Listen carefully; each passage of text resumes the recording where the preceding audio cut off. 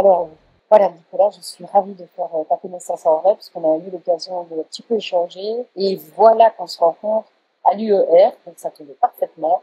Alors, je t'ai contacté parce que toi, tu es un résistant dans l'âme, puisque tu essayes de trouver des alternatives pour pouvoir agir à titre individuel et collectif pour désobéir de manière civile, Oui, c'est et pas nécessairement à la violence. pas nécessairement Voilà. tout à fait. Ben, merci à toi déjà de permettre ce petit moment entre nous, hein, parce que bon, c'est difficile pour tout le monde. Hein, alors, si, je suis juriste de formation, c'est vrai, hein, j'ai écrit une thèse en droit sur la liberté d'objection, hein, sur l'objection de conscience, et ça m'a amené à travailler d'autres notions comme la désobéissance civile, justement, la résistance à l'oppression, mais pas que du point de vue national français, c'est au niveau, comment c'est passé au niveau européen et mondial dans l'absolu, hein. Et essayer, bon, de transmettre, en fait, que tout le monde se sert de ces notions-là, mais sans vraiment comprendre que ça suffit pas de tout, il suffit pas de tout casser, quoi. On peut faire autre chose autrement, et que la vie de manière pacifique, ça c'est le critère fondamental, hein, qui fait qu'on peut espérer, bon, ça sera pas du jour au lendemain, évidemment, hein, on peut espérer à long terme essayer déjà de revendiquer, d'informer, et de faire prendre conscience et construire de nouvelles règles et un nouveau peut-être style de vie. Alors, quel est pour toi les démarches qu'on pourrait faire pour justement réagir d'une manière positive, parce que finalement, c'est une action, c'est de mettre dans la matière quelque chose qui permettrait un changement à moyen ou à long terme. Ah, tout à fait, oui. Alors déjà, bon, je vais faire mon juridique de base au début un petit peu, parce qu'il faut, quand on parle de désobéissance, c'est un concept particulier, quoi. C'est différent de la révolution, de l'anarchie, hein. Même si peut-être la même logique est transversale sur certains points, le fait de désobéir, si vous voulez, ça engage, alors, par principe une personne, de se regrouper après, peu importe, du moment qu'on partage les mêmes valeurs, quoi. Mais ce qui freine beaucoup, c'est que toute désobéissance dit infraction. Voilà, fatalement, bon, l'infraction, il ne faut pas penser tout de suite crime, hein, bien sûr, hein. Mais si vous pensez, le dernier exemple en date, c'est les Gilets jaunes, qui sont parmi nous d'ailleurs aujourd'hui, hein. Ce sont des désobéissants, si on regardait, parce que la désobéissance civile, c'est le fait de transgresser une réglementation dans un but pacifique pour revendiquer plusieurs valeurs qu'on considère fondamentales, quoi, hein. Et les gilets jaunes, ben, c'est le blocage, hein. Le blocage, tout simplement, par définition, le domaine public, c'est une infraction. Voilà. Donc, ils rentrent dans cette catégorie de désobéissants, mais pacifiquement, hein, pour faire connaître leur point de vue. Alors, du point de vue personnel, très concrètement, à part ça, qu'est-ce qu'on peut faire? Chacun, selon sa position, sa place, son activité, peut, s'il le souhaite, bien évidemment, parce que ça fait peur aussi, de dire Sortir de sa zone de confort, parce que on a été tellement formaté pour se dire que les lois, elles sont là, il faut y obéir, etc., que parfois, quand on sort de ce cadre, c'est évidemment, on prend des risques. Tout à fait. Il faut mesurer le risque. Est-ce que je suis capable aujourd'hui de le faire, et est-ce que c'est nécessaire de le faire tout le temps aussi? Tu vois, cette notion un peu de, exactement, voilà, d'équilibre. Alors déjà, il faut comprendre que l'information, déjà, c'est ce de manière objective, hein, parce que c'est important l'objectivité des choses. Et dans notre thématique ce week-end, il faut faire comprendre aux gens qu'il y a des études cliniques qui sont réalisées par des super experts mondiaux, internationaux reconnus, qui sont passés sous silence, hein, et déjà, ça sonne faux. Il faut faire comprendre aux gens que ça sonne faux, que monsieur, tel professeur qui te prouve par A plus B qu'il y a un problème, et que les institutions ne réagissent pas, ne relaient pas ça, bah déjà par ce moment, nous, ça me rend très en colère, parce que là, on parle de vie humaine. La vie humaine, on a eu le cas, attention, on a eu le cas pour tout ce qui était sanitaire, mais on a eu le cas aussi pour le climat. Ah, parce que je veux dire, on parle, oui, voilà, parce que je veux dire, les experts au niveau sanitaire, les experts au niveau climat qui ont un discours qui est opposé à la doxa, ne vont pas être entendus. Donc là, déjà, il y a quelque chose qui ne va pas. Et comment peut-on faire? Ben, comme tu disais, c'est relayer peut-être déjà une part de l'information. Alors déjà, c'est de ne pas chercher à imposer par la force sur les points de vue, mais par l'information avec un grand livre, de proposer, de débattre, de discuter, de regarder des études, des documents, hein, de discuter ensemble calmement. Et bon, après, bon, il y aura toujours des personnes qui seront pas convaincu, ça c'est mathématique. Hein. Mais il faut, par effet boule de neige, je sais plus quoi, il faut proposer de se rencontrer, alors pacifiquement toujours. J'ai retrouvé telle étude, je connais tel expert, il y a une étude publiée sur un site institutionnel, donc ça veut dire qu'il y a quand même une sécurité derrière. Pourquoi est-ce qu'on n'en parle pas dans les médias traditionnels? Voilà. Et puis, si on fait un peu de mathématiques, depuis le début 2019-2020, toute la politique de vaccination au niveau mondial, hein, ça se cache de moins en moins, les problèmes apparaissent de plus en plus, de autrement. On ne peut pas passer à côté de certains problèmes qui nous entourent tous les jours. Alors, donc, tu dirais, donc, quand tu parles d'information, il n'y a pas que l'information comme nous qui donnons de l'information sur les écrans. Voilà. Ça pourrait être également en discutant. Et alors, il n'est peut-être pas à nous-mêmes entamer le sujet de conversation, mais plutôt attendre qu'il y ait un sujet qui passe sur la table. Et puis là, écoute, tu es capable d'entendre certaines choses que d'autres n'ont peut-être pas envie d'entendre, mais effectivement, moi, j'ai un autre son de cloche. Et donc, rester dans l'ouverture d'esprit, surtout, comme tu dis, de ne pas imposer. Parce qu'à partir du moment où on impose, on fait le même jeu que l'opposition. C'est-à-dire qu'on ne permet pas une ouverture, un discernement par la personne. De toute manière, c'est pas acquis. Tout à fait. Alors, pour le dire plus simplement, dès qu'il y a un problème, il y a un doute. Dès le début de cette histoire, c'est évident qu'il y a quelque chose qui va naître. Dès qu'il y a un doute, et ce qui, entre guillemets, c'est ça qu'il faut creuser, c'est pourquoi ils n'arrivent pas à occulter totalement ce doute. Hein, puisqu'on n'arrive pas à prouver que tout est nickel, et que d'autres arrivent à prouver justement qu'il y a des problèmes à long terme, enfin à long terme tout de suite, hein, malheureusement beaucoup, hein, c'est un problème. Il faut que tout le monde peut essayer de réfléchir là-dessus. Alors, en faisant des recherches personnelles, en faisant des courriers officiels aussi, tout simplement. Il faut demander aux représentants de l'État, les députés, les sénateurs, les maires. C'est un réseau, tout ça. Hein. Ils ont eu accès à des études, à des rapports officiels qu'ils ont validés. En tout cas, ceux qui ont voté pour, quoi. Mais la plupart, c'est en fait, c'est des bruits de couloir, hein, on n'a même pas regardé le contenu. On l'a vu pour Evras, hein. Voilà. Le document Evras n'était pas ouvert par les directeurs d'école, n'était pas ouvert par certains députés. On n'a pas vu le contenu. C'est une logique de parti, quoi. Le chef qui a dit il faut faire comme ça, on fait comme ça, parce qu'ils veulent. C'est très objectif ce que je dis, bon, c'est une fois, ça sonne faux peut-être, hein. C'est qu'ils ne sont pas encore sauver leur siège. Hein.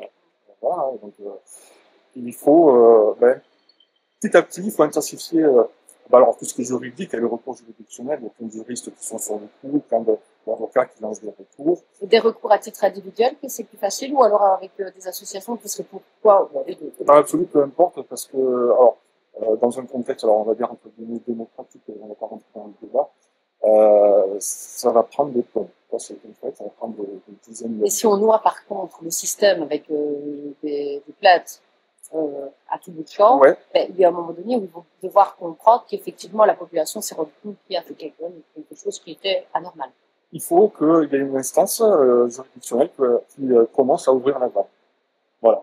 Soit de première instance ou autre, c'est bien. Hein. Mais sans doute qu'il y aura, bon, vous savez qu'il y a le mécanisme de l'appel et de la cassation. Il faut que ça arrive jusqu'au niveau suprême et que ce soit, entre guillemets, marqué dans le marbre par l'équivalent de Cour suprême de chaque État pour de cassation et autres, qui a un problème. Quoi. On n'est pas encore vraiment à ce stade-là. Parce que ça coûte de l'argent. Déjà, il y a de l'argent, et puis il y a et c'est anticipé par les procédures, hein, parce qu'on sait qu'il y a des délais à respecter.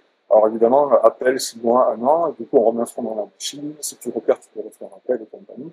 L'arrivée, on peut arriver à plusieurs années. Et là, on est en plein dedans. Hein. Bon, on se remarque de manière très objective, si tu vois, c'est que depuis que ça a commencé, en gros, 2020, on verra, on avance quand même pas mal. On avance quand même pas mal et assez vite. Enfin, c'est pas mal, vraiment, honnêtement. Mais ça reste quand même des failles très douloureuses. Hein. Très douloureuses, il faut les entendre aussi. Hein. Il faut faire comprendre aussi aux gens qu'il y a des personnes qui souffrent pas, qui souffrent, qui sont mutilées, malheureusement un peu de tout aussi, qui ne sont plus là. Hein. Et on ne les entend pas. On n'entend pas les familles, on n'entend pas leurs propres témoignages, ou alors trop peu, ce n'est pas relayé, c'est noyé par un contexte médiatique international ou autre. Hein. Là, je peux faire un mot peut-être pour montrer, pour faire comprendre aux gens. Tu as l'audience là, profites-en. Je vais rester sur le côté français du coup sur ce coup-là, mais la logique et la mode dans toutes les instances. Hein. Les gilets jaunes, le Covid, tout ça, ça a disparu de la planète écran médiatique traditionnelle dès qu'il y a eu l'Ukraine. Quand le veuille ou non, si vous regardez les archives, du jour au lendemain, dès qu'il y a eu l'invasion ukrainienne, terminé.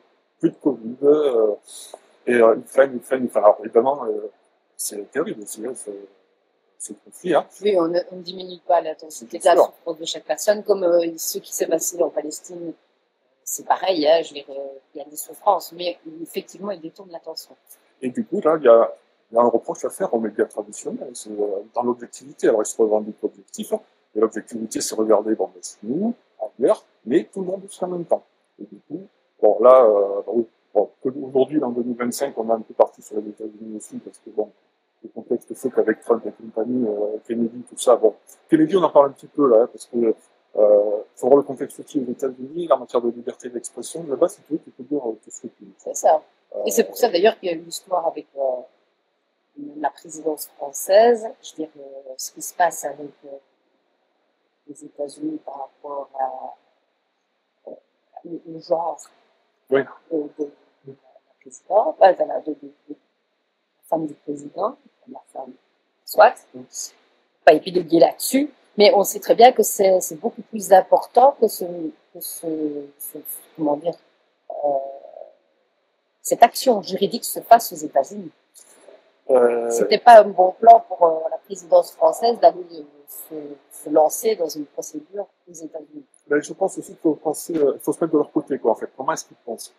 Alors, ce sont des personnes qui sont, c'est pas moi qui le dis, on le voit, ils sont totalement dans leur tour du pouvoir, ils sont persuadés qu'ils sont intouchables. Et c'est là qu'il y a une erreur à creuser. Ils pensent qu'ils sont intouchables. Dans la folie, c'est totalement fou. Voilà, si tout le monde se décide à dire, bon, on arrête les conneries, maintenant on y va, on n'exige que en tant que, évidemment, là, donc on sait peut-être pas avoir. Voilà. Mais ils sont sur leur planète, c'est en fait, et ils se disent, ben, fais-moi confiance, tu verras, plus c'est gros, plus ça passe. Plus c'est gros, plus ça passe. Et c'est vrai que dans l'histoire, c'est souvent arrivé avec des affaires, plus c'est gros, plus ça passe, et des personnes pseudo-suicidées. Voilà. Oui, des cartes d'identité qu'on retrouve de tours se sont effritées et en poussière. Voilà, oui. Et j'en profite d'ailleurs pour dire que je vais très bien, tout va très bien de mon côté. Donc, tu es en bonne santé, tu n'as pas un esprit suicidaire. Voilà, exactement. D'ailleurs, moi je suis toujours de bonne humeur. Ça traite très très bien. Et ça m'engage que moi. Voilà. Exactement, mes propos, ça m'engage. Voilà. Et je ne suis pas du genre, ceux qui me connaissent, à stopper. Hein. C'est plutôt du genre à aller jusqu'à la dernière. Okay. Alors, à titre, je veux dire, moi, en tant que Mira, qu'est-ce que je peux faire? Je veux dire, je suis chez moi, je n'ai pas les réseaux sociaux, enfin, par relayer certaines informations, ok. Mais qu'est-ce que je pourrais faire, moi, pour monter parce que je n'ai pas l'argent pour pas aller faire des actions juridiques. Qu'est-ce que je pourrais faire, moi, à mon échelle, en tant que citoyenne, entre guillemets, pour montrer mon mécontentement et agir? Alors, comme tu as une chaîne, évidemment, tu peux relier. Voilà. Mais si je n'en ai pas? Si je n'en ai pas. Qu'est-ce qu'on pourrait faire, nous, à titre individuel? Je veux dire, dans la vie de tous les jours, peut-être, pour comprendre qu'on peut agir de manière consciente aussi. Et ils savent que c'est difficile. Ils savent que c'est difficile, c'est pour ça qu'ils ont. Voilà. Bah déjà, selon ta situation, tu peux essayer de gagner du temps. Par exemple, il y a des obéissances. Alors, ce que je dis, c'est objectif aussi. On le retrouve dans les affaires de contentieux qui sont passées. Voilà. Vous pouvez essayer alors, soit d'accélérer un dossier, c'est particulier à faire transmettre, soit au contraire de ralentir. Les obéissances, pas juridiquement, mais factuellement, ça peut jouer. Parce que, bon, si tout le monde fait un petit peu des petites choses, à l'arrivée, ça peut faire un petit peu dans le système. Après, bon, ben, on peut organiser des réunions, la liberté de réunion avec un grand R, quoi, un peu comme aujourd'hui. Hein. Mais évidemment, il faut que c'est le plus de gens possible. Tu peux très concrètement utiliser les moyens postaux à l'ancienne, mais ça a un coût. C'est des flyers, c'est des courriers officiels que tu peux envoyer à tout le monde. Tout le monde peut le faire à tout le monde. Pas de souci, les services postaux ont des formules pour avoir des milliers de prospectus ou autre. Ça je pensais financièrement, moi. Je veux dire aussi, c'est que nous avons quand même la chance d'avoir un portefeuille et de gérer nos portefeuilles nous-mêmes. Donc, comment alors par rapport à ça aussi, est-ce qu'on peut agir? Alors c'est vrai que là, la marge de manœuvre est quand même super réduite, quoi, parce que quand il s'agit de financement, de moyens d'argent ou autre, l'État, quel qu'il soit, bon, là par contre le temps il regarde et il viendra assez vite tomber dessus. Quoi. Voilà. Donc c'est peut-être pas là qu'il faut jouer dans un premier temps, mais plutôt. Je pense à la consommation. Ah, il y a aussi la Voilà, consommation, c'est oui, ce ça que je fait. disais, moi, c'est Oui, plutôt cette idée-là. on peut faire du boycott. Boycotter, voilà, boycotter des marques qui promeuvent, comment? Oui, enfin, soit, qui font la promotion, Oui. qui font la promotion de choses qui ne sont pas Tout à fait, oui, à notre avantage. alors déjà, oui, si c'est possible, dans l'absolu, le conseil concret, c'est faites, si vous pouvez, faites votre propre potager. À long terme, faites votre propre potager, ça peut l'air aberrant ce que je dis là.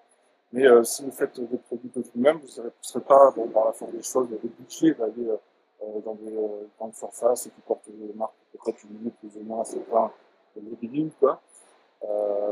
Mais bon, si vous arrivez à boycotter le plus possible euh, certains produits, ça va faire un manque à gagner pour le système en question. Une habitude peut-être d'achat, ne pas aller toujours dans des grandes surfaces, justement aller plutôt dans des magasins de quartier et justement favoriser tout ce qui est agriculture locale. Voilà, exactement. Voilà, c'est hyper important. Alors vous allez me dire, oui, mais ça coûte plus cher, tu te rends pas compte, tu as un budget. Alors ben moi, j'ai remarqué qu'en fait, on mangeait peut-être moins, mais plus sainement. Enfin, je veux dire, il y a moyen de manger moins et plus sainement et d'avoir la même santé. Je veux dire, on a tendance à surconsommer, les mettre dans le frigo, et puis alors on est dans des rayons où on achète parce qu'on est dans des rayons, on est distrait, parce qu'il faut ça et ça. Alors que quand tu achètes plutôt plus souvent dans la semaine, mais que tu vas acheter juste le nécessaire, ouais, tu vas vraiment et ne jamais aller faire les courses quand on a faim. C'est des petits détails aussi, moi, que je trouve que c'est important.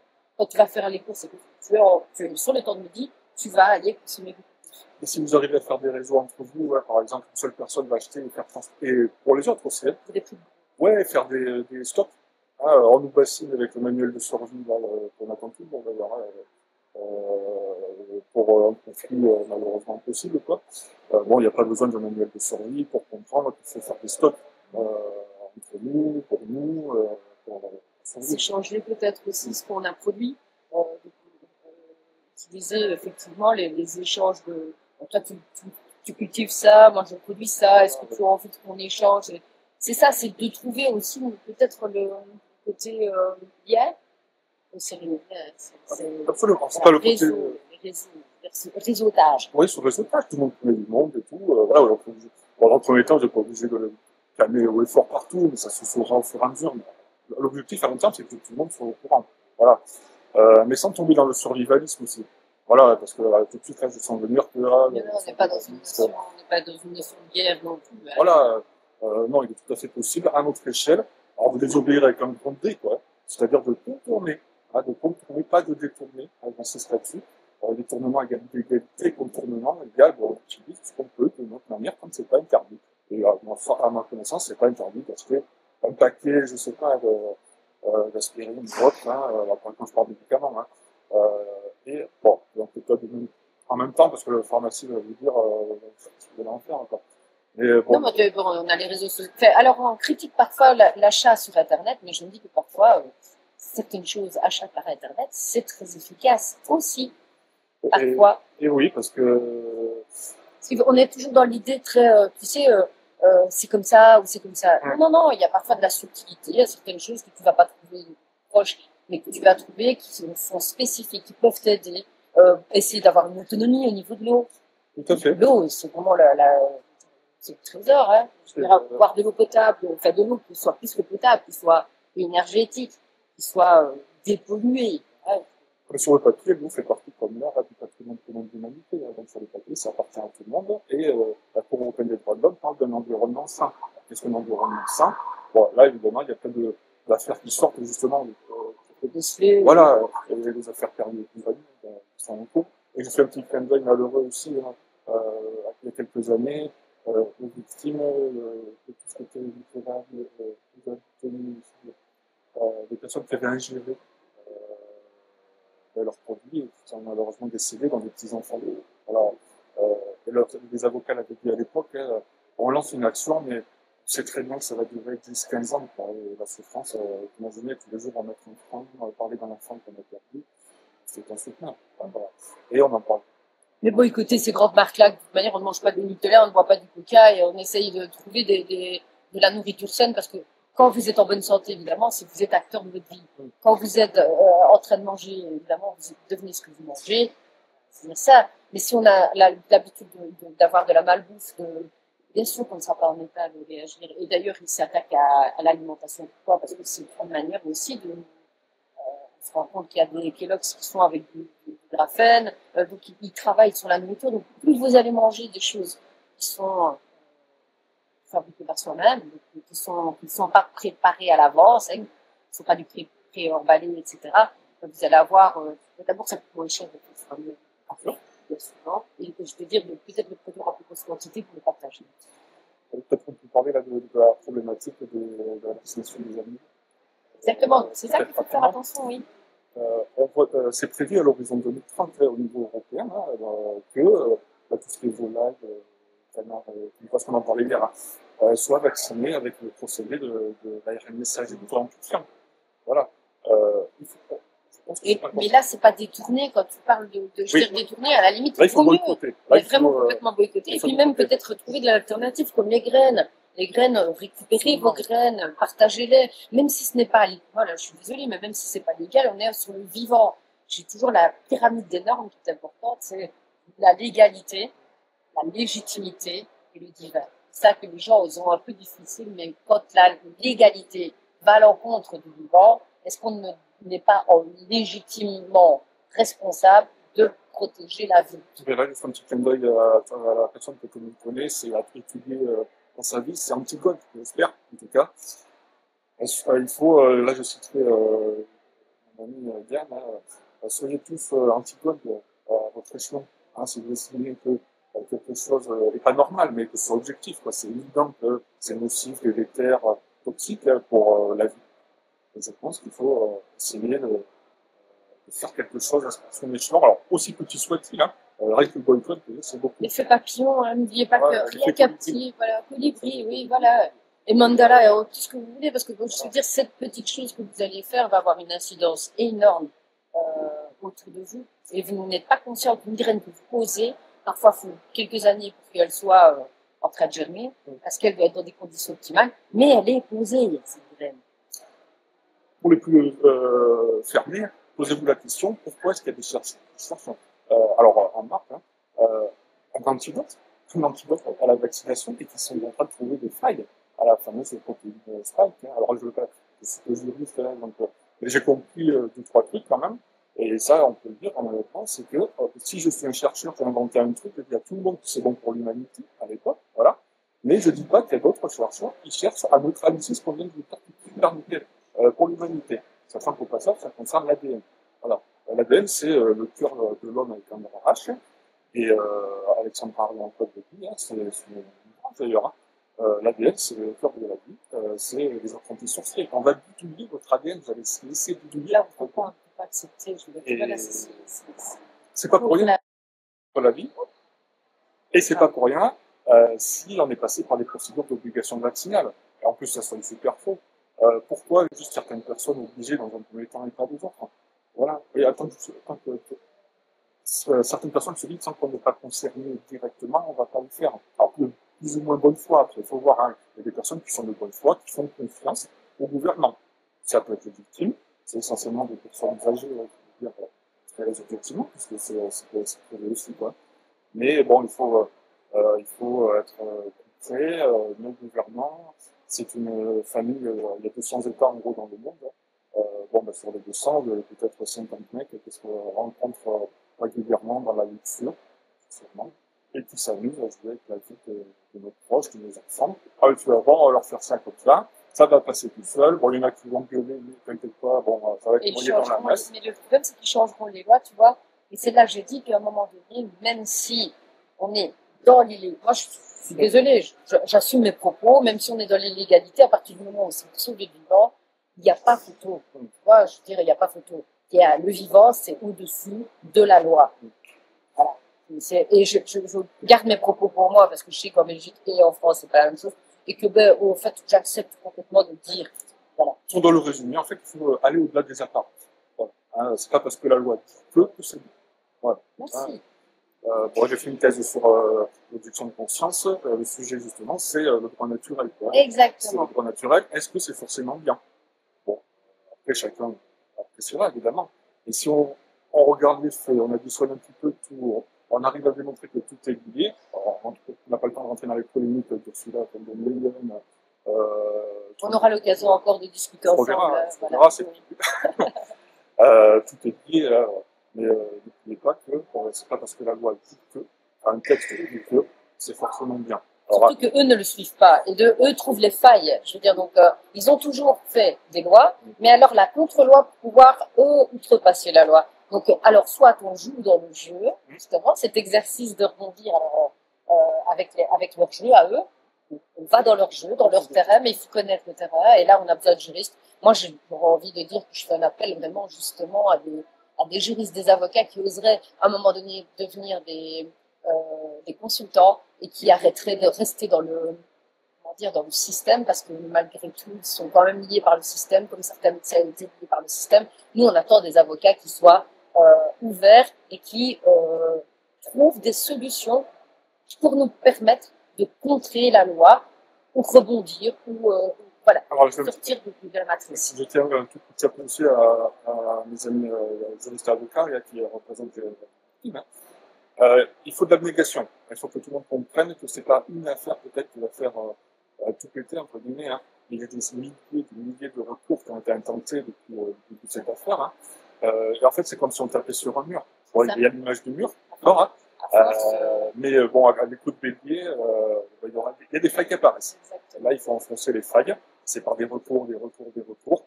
À un moment ou à un autre, parce que les institutions judiciaires doivent se servir des experts.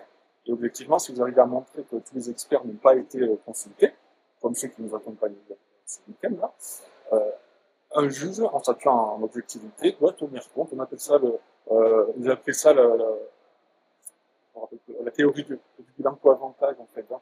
Il y a plus d'effets positifs que négatifs, donc je prends position. Jusqu'à présent, le système a fait qu'on n'a que du lourd positif, il faut valider le truc. Quoi. Il y a la peur, mais aujourd'hui, vous avez des études qui sont de plus en plus publiées. Ça, il y a une contrebalance pas officielle parce qu'on ne veut pas les reléguer. Et le coût de l'antidote, c'est comme dans les films. Dans les films, il y a des pointures scientifiques qui sont en train de mettre au point, on appelle ça un antidote, on montrait l'image, à ce qu'on a injecté à la planète entière il y a 5 ans. Quoi. Je rebondis sur l'antidote aussi dans l'idée que à chaque fois qu'on te fait vivre une souffrance, tu vis l'antidote encore. Tu vois, c'est toute expérience qu'on vit à titre individuel, on a cette expérience qu'on apprend. Et il ne faut pas oublier qu'une personne comme 100 000 sont autant de victimes. À dire, ah ben, je suis ce qu'on m'a dit de faire. Et bon, après, si vous dites de faire les liens de causalité, c'est là qu'il y a une difficulté aussi. J'ai fait ce qu'on m'a dit de faire, mais je suis malade maintenant. Pire, je suis plus là. Voilà, quoi. Oui, ils sont plus là, quoi. Et je voudrais comprendre pourquoi. Alors, si tu veux, en résumé, il faut poser des questions officielles, de manière officielle. Il faut interpeller les représentants, les instances, les ARS et compagnie, demander à vos médecins qui vous expliquent par A plus B sans les agresser. Mais qui vous expliquent pourquoi, il est de faire ça alors que, voilà. Et il y a de plus en plus de médecins, ça a été ouvert. Ils commencent à changer de position, bien sûr. Et ils sentent quand même le vent tourner et qu'ils vont devoir prendre leurs responsabilités. Parce que là, on a quand même sous-entendu que pour injecter un vaccin, il fallait avoir réellement eu un échange avec son médecin. Et il y a eu une balance, entre guillemets, avec les bénéfices et les risques. Ce qui n'a pas été fait. Et rappelons que pendant la période, en France, pendant la période de vaccination du début, chaque médecin était remis à une petite prime, on va dire, entre guillemets, s'il arrivait à vacciner le plus de personnes possible. Rien que ça sonne faux. Vous avez la question, pourquoi on paye un médecin en plus pour qu'il nous fasse une petite cure? Voilà. Il y a plein depuis le début, si vous regardez complètement, ça sonne faux partout.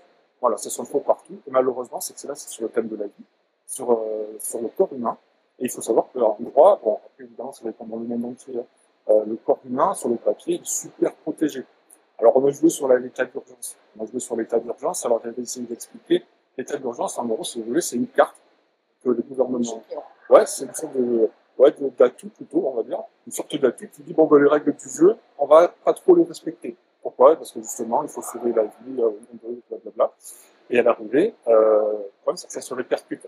C'est que tout ce qui est décidé, les lois, les décrets, les règlements, alors, les juges, ils ont une technique, c'est ce qu'on appelle le contrôle minimum.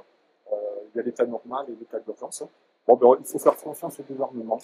Il y a une crise, il faut enlever la crise. Et si le gouvernement, en train de relever, a décidé de faire ce texte-là, bon, ben, si le texte il est contrôlé, c'est une loi constitutionnelle, ou à l'époque, vous savez, les attestations, les recours contre les attestations de déplacement, il fallait passer. Si vous prenez des jugements, vous verrez que les juges, ils ne font que répéter qui demande quoi, à qui, et terminer. Il n'y a pas lieu de statuer ou de terminer. Celui qui n'est pas dans la partie, il va dire, bon, ben, le juge m'a dégommé, quoi. D'accord? Et si vous approfondissez un petit peu plus, ça s'appelle un contrôle minimum. Le contrôle existe, des actes, en gros, mais comme c'est un état de France, ben, le juge dit, il faut laisser le gouvernement sortir le pays de la crise sociale, quoi. C'est pas à nous, les juges, de le freiner, on va pas le freiner, avec de la procédure. Donc c'est pour ça, si vous regardez aussi les archives à l'époque, tous les recours qui ont été faits pendant cette période-là, systématiquement, ont été dégagés en touche. Voilà. Mais maintenant, on n'est plus en état d'urgence. Donc c'est justement. Voilà, exactement. Donc c'est terminé officiellement juridiquement l'état d'urgence. On aura revenu dans la normalité. C'est là que les recours, bon, là on repart à fond dans la machine, c'est qu'on repart dans la procédure des délais et tout, mais ça a le mérite d'exister. Alors, plus vous faites savoir, vous avez le droit de vous-même de dire, ben, j'ai fait, parce que le procès équitable, c'est la publicité des débats. Sachez, je vous informe que je vais lancer une action sur ça parce que j'estime que je vais essayer de prouver que, bon, via mes avocats et compagnie, qu'on m'a empoisonné. Voilà. On va continuer peut-être le débat par la suite, je dirais en privé. Comme ça, on peut profiter encore, nous aussi, d'échanger avec nos amis. Il y a toujours quelque chose à faire, en gros résumé. Si chacun à votre échelon, vous pouvez essayer de soit poser des questions, soit faire des courriers, soit vous réunir de manière pacifique, poser des questions. Si on vous donne des réponses, on les analyse, mais vous verrez qu'on vous répondra pas. Voilà. Ou alors on vous dégagera en touche. Mais au moins, il y a des preuves écrites que vous avez demandées. Et de bien conserver évidemment les documents, parce que tôt ou tard, il y aura peut-être un procès qui sera juste. Et là, on pourra sortir tout ce qu'on a vécu pendant ces années-là. Conservez tout. Grand merci à toi. Courage. Ça sera long, mais ça avance. Et je pensais aux personnes qui sont. Voilà. Et nous, on se retrouve très bientôt sur Reporters Citoyens, vraiment sur notre émission. On s'appelle. Merci. Merci à toi.